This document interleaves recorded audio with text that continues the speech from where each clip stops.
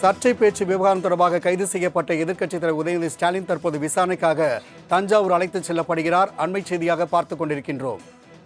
கூடுதல் விவரங்களை செய்தியாளர் ராகவேந்தர் வழங்க கேட்கலாம். ராகவேந்தர், சர்ச்சை பேச்சு தொடர்பாக விசாரணைக்காக தற்பொழுது தஞ்சைக்கு உதயநிதி ஸ்டாலின் அழைத்துச் செல்லப்படுகிறார். விவரங்களை பதிவிடலாம். வணக்கம்.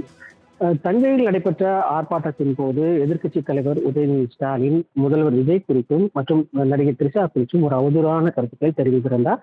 இந்த அவதூறு கருத்துக்களை கண்டித்து அங்கே இருக்கக்கூடிய தாவேகா நிர்வாகியான பைரவி என்பவர் அளித்த புகாரின் அடிப்படையில் பெண் வன்கொடுமை, ஐடி உள்ளிட்ட 6 பிரிவுகளின் கீழ் வழக்கு பதிவானது செய்யப்பட்டிருக்கிறது.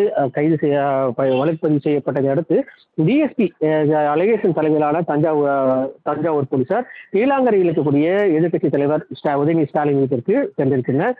அங்கு கைது செய்ய வந்திருப்பதாகவும் ஒத்துழைப்பு தருமாறு முன்பு கேட்டிருக்கின்றனர். ஆனால் உடனடியாக அங்க இருக்கக்கூடிய திமுக நிர்வாகிகளுக்கு உதயநிதி ஸ்டாலின் தகவல் தெரிவித்திருக்கிறார். உதயநிதி ஸ்டாலின் தகவல் தெரிவித்ததை அடுத்து அங்கு ஏவாவேலு, சித்தர் உள்ளிட்ட மற்றும் மா சுப்பிரமணியன் உள்ளிட்ட பல நிர்வாகிகள் உதயநிதி ஸ்டாலின் வீட்டிற்கு விரைந்திருக்கின்றனர்.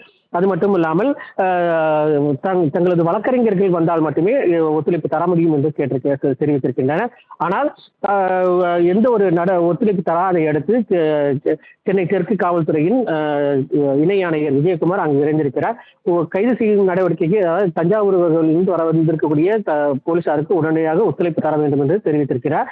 ஆனால் அதனை அடுத்து தராதை அடுத்து மறுபடியும் மீண்டும் ஒரு காலம் தாழ்த்தி இருக்கின்றனர். மேலும் இது குறித்து சென்னை உயர்நீதிமன்றத்தில் நாங்கள் தகவல் தெரிவித்திருக்கிறோம், முறையிட்டிருக்கிறோம். இது குறித்து விசாரணையானது நடைபெற இருக்கிறது. எனவே கைது செய்யும் நடவடிக்கை ஈடுபடக்கூடாது என்று போலீசாரிடம் திமுக வழக்கறிஞர்கள் சார்பில் தெரிவிக்கப்பட்டிருக்கு. ஆனால் தங்களுக்கு இது போன்ற மேலும் எந்த ஒரு உத்தரவும் வரவில்லை. எனவே ஒத்துழைப்புக்கு, அதாவது காவல்துறையின் நடவடிக்கைக்கு ஒத்துழைப்பு தர வேண்டும் என்று கேட்டுக்கொண்டதை அடுத்து கைது செய்வதற்குண்டான கைது செய்யப்பட்ட உதயநிதி ஸ்டாலின் கைது செய்யப்பட்டார்.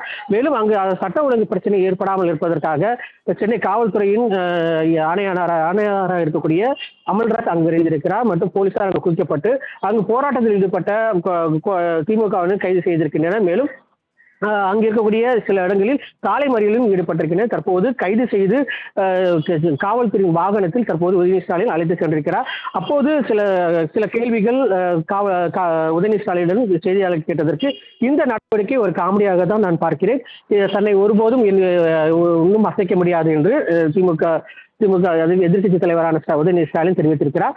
தற்போது கைது செய்யப்பட்ட அவரை தஞ்சாவூர் அழைத்து செல்ல இருப்பதாக தெரிவித்திருக்கின்றனர்.